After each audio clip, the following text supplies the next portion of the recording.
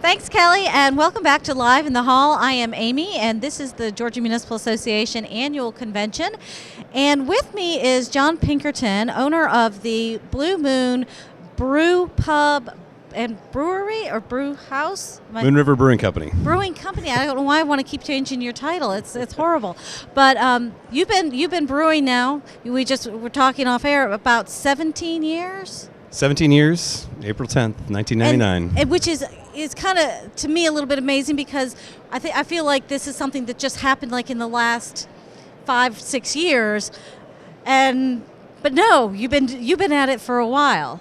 Yeah, back when we started, they still referred to the Southeast as the final frontier of craft brewing. Okay. But now things are, happening at a pretty good clip. And this was one of the topics at one of our policy committee meetings today was the breweries and some of the, I guess, differing laws that affect the wineries, the brewing companies, and then the other companies. What do you see as some of the challenges for the industry that you're in? Here in Georgia, or just? Well, yeah. Let's start here in Georgia, and then we'll go global. I think the biggest challenge here in Georgia is just trying to get everybody's perspective adjusted, kind of to the rest of the country, because we've got so much potential here. Right. But we're still a long ways behind many other states, and in fact, just the surrounding states around Georgia. And I never imagined I would say this, but South Carolina is kicking our butt. Alabama is kicking our butt. We cannot let this happen. Well, it's already happened, but we can dig out. What got you interested in doing this? How did you get involved? How did you get started? Really, it just comes down to booze. I have to say, I made a C in chemistry, and my dad is a biochemist, so it was a shameful family secret. But the one experiment I did do well was the fermenting. There you go. Well, I mean, honestly, I started doing a lot better in biology and chemistry when I started putting it in the context of how brewing you could science. Use this in real life applications. Absolutely. And of course, my whole family is like civil engineers. Both my grandfathers were civil engineers, and they said, "You need to study civil engineering." And I said, yeah, right, whatever." And then as soon as I started brewing, I was like, wow, I should have studied some kind of engineering. So 17 years ago, what were you doing before that? I was brewing in Maryland. Okay. Which, at the time was fighting their own battles. But even there were a lot of things on the table that still aren't on the table here in Georgia. Okay. 17 years ago. So we are really pretty far behind where everybody else is. I think the best way to put it in perspective is to look at South Carolina right now. Mm-hmm. South Carolina has really seized the opportunity to attract breweries and that potential for economic development there by changing the laws, allowing for some even limited direct sales from a brewery to the consumer. Mm-hmm. Well, and you mentioned economic development. I think for a lot of our cities, they're seeing the economic development tourism opportunities that breweries, brew pubs bring to a community. Can you talk about that a little bit? I mean, you're also in the guild as well, correct? Correct. Former president. I was the founding president / chairman, whatever. And now I'm relatively uninvolved, although you still get called in to do stuff like this. Absolutely, why not? I think it's apropos that you mentioned this because I'm driving my daughter to a camp up in near Asheville, North Carolina tomorrow morning, and even as a brewmaster in this industry, I'm going to end up going to at least 2 or 3 breweries while I'm there to see friends, but I'm not unique here. I mean, there are more breweries at one time there were more breweries just in the city of Asheville than there were in the entire state of Georgia. Wow. That has since changed. Right. But how many are there in Georgia now? Do you know? Guesstimate? I think that there are around 50, if I'm not mistaken. But just to put that in perspective, in the city of Chicago, there are 68 in one city. So, the potential is enormous. Right. And what would you advise for a city official if they're interested in something, in attracting a brewery? What are some tips? Well, I think the most powerful thing is to put the pressure on state leadership to get some of these efforts, you know, say the Guild. Right. I mean, we're trying to put things out there that are responsible, careful changes to the law, nothing radical, things that are being done or have been done for decades in other states. We're just trying to get some things out there, and so my recommendation would be to put the pressure on our state officials to look at these carefully and recognize that how powerful this is. And there's all kinds of resources that they can look at as well. I mean, you can look at the Brewers Association, that's our national trade organization, and they've got tons of resources, and those people go to speak to conferences like this all the time to talk about this potential. What do you think the attraction is for tourists? Why would a tourist be interested in going? And I mean, I know I have my own personal beliefs on this, having been a tourist. You know, one of the things, I'll kind of put this in a different light here.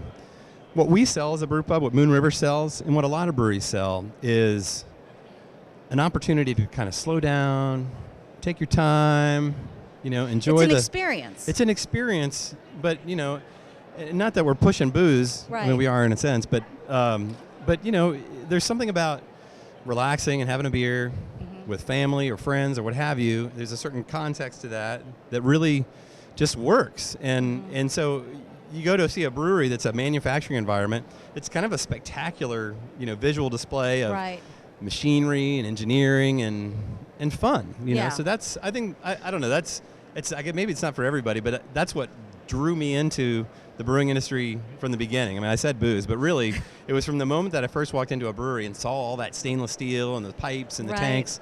That's...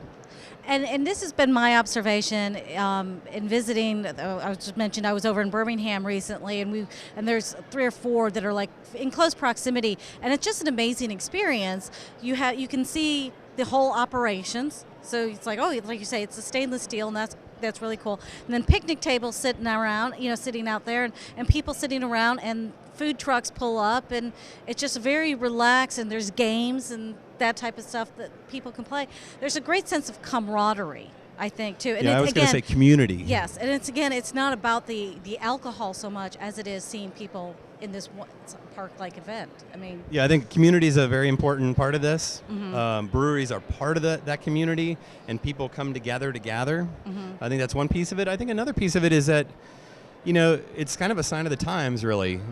We really like to see things being made by hand. Right. We like to see things being made right here in our own backyard. And I think we like to see things being made kind of from start to finish, because so much of what we consume, eat, whether it's eat, drink, even, you know, cars, you name it, whatever it is, that's all being done somewhere else.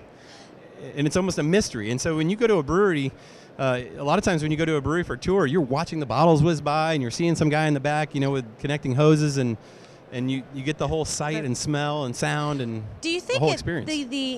The movement with the farm to table also is part of that as well, that kind of impacts that as well? People like that concept of, okay, so this cucumber was grown here and this beer was grown here type. I think that's certainly part of it. And I think that's, if you look closely at what's driving consumers today, you know, and all this, you know, economic factors come into this, the millennial generation, like what does the millennial generation want?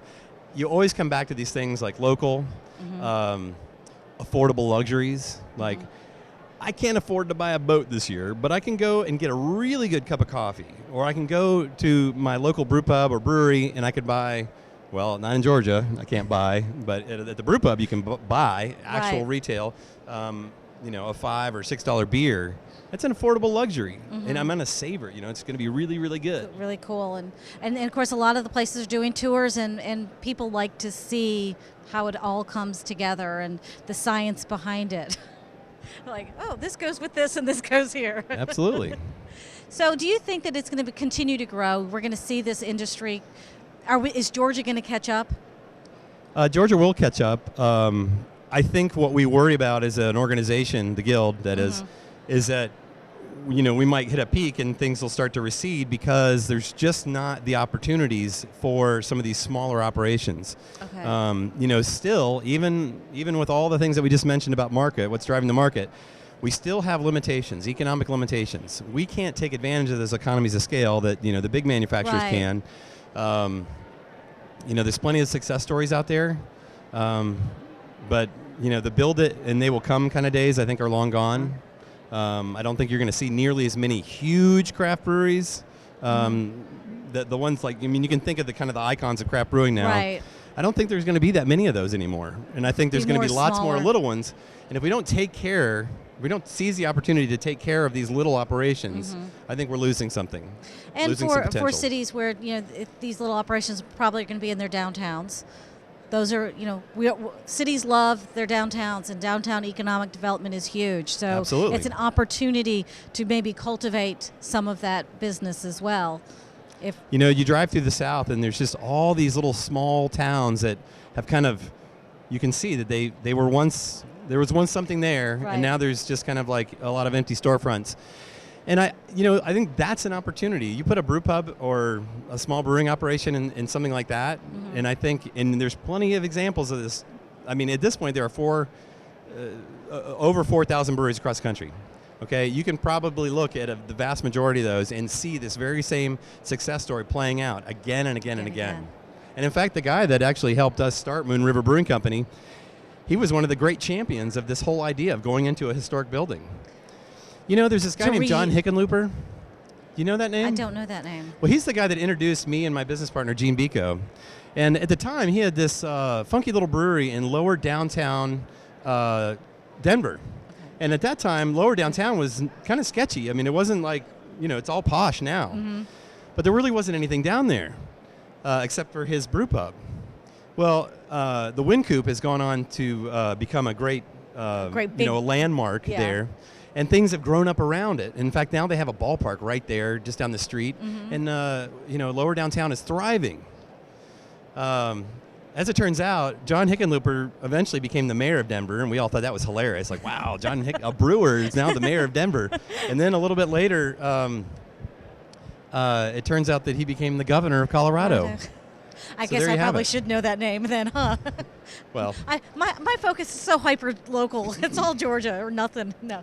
But I mean, this is a great example. Yeah. I mean, he was one of those people in the very early days of brew pubs in this country. Kind of saw that visionary too along. And he told us what to do. He's like, you need to do this. That's great. And are you helping others now too? You've been in this a long time. Are you nurturing, mentoring, bringing on others? I try to. You get involved with trade organization stuff, and by the time your leadership term is up, everybody's sick to death of you. So, and then there's that. I've kind of, since I've stepped down from the board and all that, I've gotten back to focusing on my own business. Well, we appreciate you coming over here so much, and we look forward to maybe checking it out across the river while we're here this weekend. Absolutely. Well, I know that this event has really brought a lot of business to us. We've been getting crushed all weekend, Good. I'm which is so great. glad to hear that. We like to support the local economy wherever we go. Keep crushing. Thanks, John, so much. And we will be right back with Kelly for a close on today's Live in the Hall. Thank you.